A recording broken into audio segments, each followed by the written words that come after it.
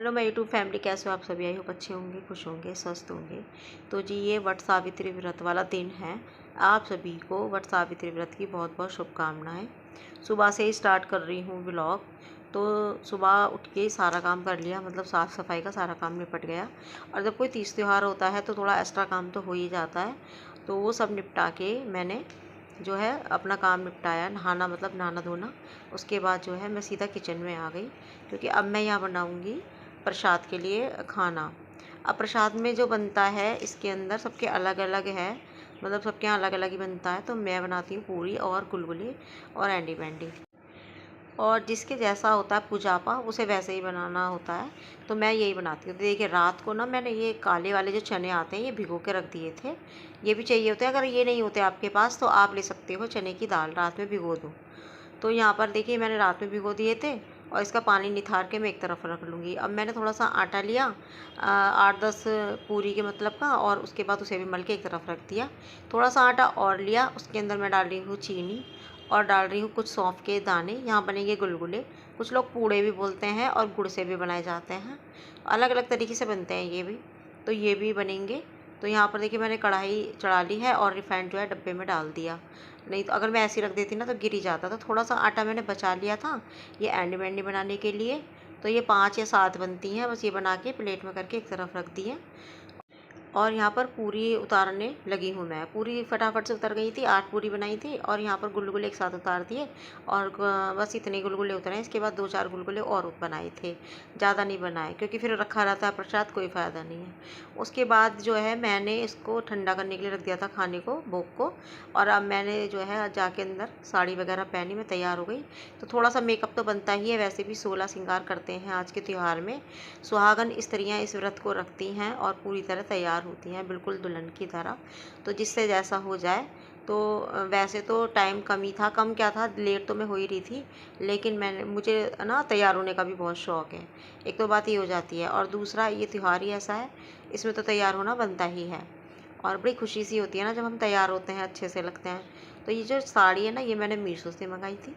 ये ब्लाउज़ इसका नहीं है, ये दूसरी साड़ी का है, क्योंकि इसका भी सिला हुआ नहीं था ये, लेकिन ये चल गया था। ऐसे ब्लाउज़ एक और है मेरे पास, वो भी इस पे चल गया था। तो अब देखूँगी कि इसका सिलवाऊँगी कि नहीं। यहाँ पर मैंने बहुत ज़्यादा मेकअप नहीं किया, मतलब ज़्यादा सामान नहीं लगाया, क्योंकि इतना ज़्यादा करना नहीं आता मुझे। यहाँ पर मैंने लैक्मे के प्रोडक्ट यूज़ किए हैं, और सिर्फ कोल्ड ड्रिंक लगाई है, और उसके बाद मैंने लगाया है हुडा का प्राइमर। फिर मैंने लगाई है लैक्मे की क्रीम। बस हल्का सा ब्लश कर लिया है, आईलाइनर लगा लिया है, और काजल लगा लिया है। लिपस्टिक लगा ली है मैंने रेड कलर की, और जो है बिंदी लगा ली है। ये शायद अभी नहीं लगाई बिंदी, बिंदी मैं बाद में ही लगाऊंगी। तो बाल भी बना लिए हैं। बाल मैंने बहुत टाइम बाद ऐसे बनाए, क्योंकि बाल तो इतने हल्के हो गए ना कि पफ वगैरह बनता नहीं है अब। तो थोड़ा सा अलग सा लुक देना था मुझे, तो मैंने पीछे को करके बाल पफ के तौर पे बना लिए। और ये जो बेनी लगाई है ना मैंने, ये भी मैंने मीशो से मंगाई है, और ये बहुत ही ज़्यादा अच्छी आई है, मुझे बड़ी पसंद आई। एकदम लगा लो, कोई ज़्यादा तामझाम नहीं करना। तो अपने ही बालों का मैंने छोटा सा एक जूड़ा बना लिया, बन नहीं लगाया। और ये मेरी जो नथ है, ये काफ़ी टाइम बाद ये मैं पहन रही हूँ। नथ पहनी है, कानों में इयररिंग पहन लिए, और गले में भी मैंने चोकर डाल लिया है। तो मुझे ये टीका दिख गया, तो मैंने कहा कि चलो टीका भी लगा लेती हूँ। बाकी वैसे ऐसा कोई इरादा नहीं था टीका वगैरह लगाने का, लेकिन देखिए इस तरीके से। और टीके के नीचे ना मैंने डबल टेप लगाई है, जिससे ये खस के ना। ये मेरी इयररिंग बहुत ज़्यादा पुराने हैं। ये जो मैंने चोकर पहना है, ये भी मीशो से मंगाया है। तो अब की यार मेरा मन था चूड़ी पहनने का, जो रेशम की चूड़ी आती है ना वो वाला, लेकिन मुझे नहीं मिली। अब मैं लाई नहीं। अब मैं सुबह से ये सोचने लगी कि अब मैं क्या पहनूंगी। वो तो एकदम ना, जब मैंने डब्बे वगैरह देखे तो मुझे एकदम मिल गई ये वाली चूड़ियाँ, तो मेरा काम हो गया। तो सबसे लास्ट में मैं लगा रही हूँ यहाँ पर आलता, महावर, जो भी आप बोलते हो, और ये लगाना ज़रूरी है। उसके बाद मैंने थाली रेडी कर ली है, और देखिए थाली में है 5 तरीके के फल, और जो गुलगुले बनाए थे वो, और ये 7 तरीके का श्रृंगार है, मतलब नेल पेंट वगैरह है। नेल पेंट, चूड़ी, काजल, बिंदी, मेहंदी, सिंदूर, लिपस्टिक, नेल पेंट, ये सब है। और चने रख लिए हैं इसके अंदर, पुजापा पूरा रख लिया है, पंखा रख लिया है, यहाँ पर आसन बिछा दिया है। और यहाँ पर मैंने ना वट वृक्ष का पेड़ मंगाया था, क्योंकि मैं अब की बार बाहर नहीं जाना था, मतलब मुझे अब की बार बाहर जाने का मन नहीं था, क्योंकि धूप बहुत ज़्यादा हो रही थी। और वे इतना सज धज के जाओ ना, थोड़ा सा अजीब लगता है मुझे, क्योंकि या तो 2-4 साथ में हो आपके, तब तो सही लगता है। मैं अकेली जाती ना तो मुझे अजीब लगता।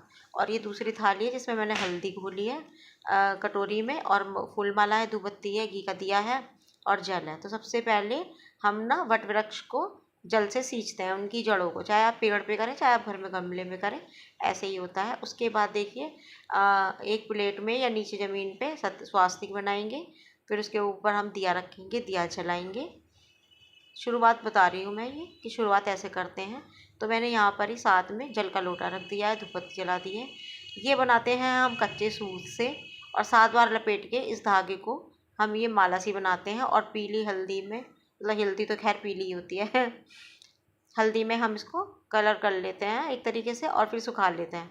अब ये पेड़ बड़ा नहीं था, छोटा था, तो मुझे थापे लगाने थे, तो मैंने इन पत्तों पे ही लगा दिए, एक पत्ते में एक बार और दोनों पत्तों में फिर 2-2 बार, तो 5 थापे हमारे हो गए। अगर मैं पेड़ की पूजा करने जाती तो मैं सामने थापे लगाती, जैसे हाथों से लगते हैं।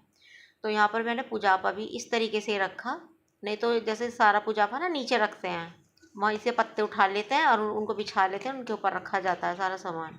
तो मैंने सारा सामान ऐसे दिखा दिया इनको, वृक्ष को। उसके बाद हाथ में ले लिए फूल, चावल भी ले सकते हो आप या चने भी ले सकते हो अगर आपके पास नहीं है तो, क्योंकि कथा कह रही हूँ, थोड़ी सी आप भी सुनिए। भारी परिश्रम किया है, वास्तव में ही सत्यवान, गुणवान और धर्मात्मा है, मैं रूपवान। और भी लंबी होती है कहानी, पढ़ने में बहुत अच्छा लगता है। जब मैं पढ़ रही थी तो मेरे ना लूज बम हो रहे थे एकदम ना, शरीर में कांटे कांटे। कहानी पढ़ने के बाद मैंने जो फूल मेरे हाथ में थे वो मैंने वृक्ष के अंदर डाल दिए, किताब को माथे से लगा के एक तरफ रख दिया और हाथ जोड़ लिया। उसके बाद जो है अब हम लेंगे यहाँ पर फेरे, परिक्रमा करेंगे। तो उसके लिए मैंने देखिए ये जो कच्चा सूत है इसको अच्छे से यहाँ पर लपेट दिया है, और 5 बार या 7 बार हम लेते हैं। तो जैसा जिसके यहाँ होता है, कुछ लोग पहले ही ले लेते हैं और बाद में जल देते हैं, कुछ लोग जल के साथ साथ परिक्रमा कर लेते हैं धागे को लेके। तो जैसा भी होता है जिसके यहाँ, सबके अलग अलग तरीके से होता है। और जो ये प्रसाद बनता है ये भी थोड़ा बहुत ऊपर नीचे हो जाता है सबके यहाँ पर। ये सुहागनों का त्यौहार है और इसमें सुहागनें 16 श्रृंगार करके वट वृक्ष की पूजा करती हैं। शिव परिवार की यहाँ पर पूजा होती है और उनसे अपने पति की लंबी उम्र के लिए कामना करती हैं।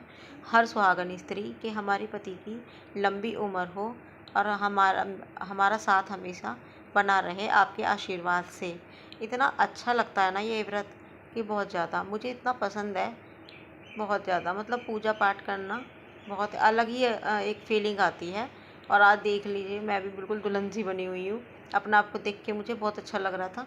और फर्स्ट टाइम मैंने इस तरीके से लुक क्रिएट किया था न, मतलब नथ पहली बार पहनी थी, अगर चौथ पे भी नहीं पहनी है कभी पहले, तो बस अब यार दिख गई थी तो पहन ली। तो हमेशा अलग अलग करते रहना चाहिए।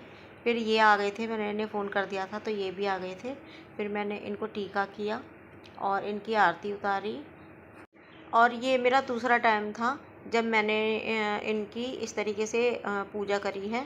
नहीं तो ये साइड पे चले जाते हैं, शाम को ही आते हैं तो नहीं हो पाता है। जब शाम को आते हैं तब पैर वगैरह छू लेती हूँ बस मैं। तो अब की बार पूरी तरीके से मेरा ये व्रत हुआ, पूरी तरीके से मैंने किया। और ऐसा ये भी था कि जब बाहर जाओ ना करने के लिए तो वहाँ बहुत भीड़ मिलती है, बहुत सारी लेडीज़ होती हैं, तो देर सवेर हो जाती है, तो सारी चीज़ें देखनी पड़ती हैं। अब की बार घर पे करने का फ़ैसला इसीलिए लिया मैंने क्योंकि धूप बहुत ज़्यादा हो रही थी। गर्मी में इस तरीके से तैयार व्यार होके जाना बिल्कुल पॉसिबल नहीं हो रहा था, इसीलिए घर में करी मैंने पूजा। अच्छे से हो गई, मैं खुश थी, घर में करके भी संतुष्ट थी। तो बस इसके बाद हमने थोड़ी सी फ़ोटो खिंचवाई। तो गाइज़ आपको कैसा लगा ये मेरा छोटा सा ब्लॉग? अगर अच्छा लगा तो प्लीज़ चैनल को सब्सक्राइब करना, लाइक एंड शेयर करना। मिलूंगी नेक्स्ट वीडियो में, तब तक के लिए bye bye and take care.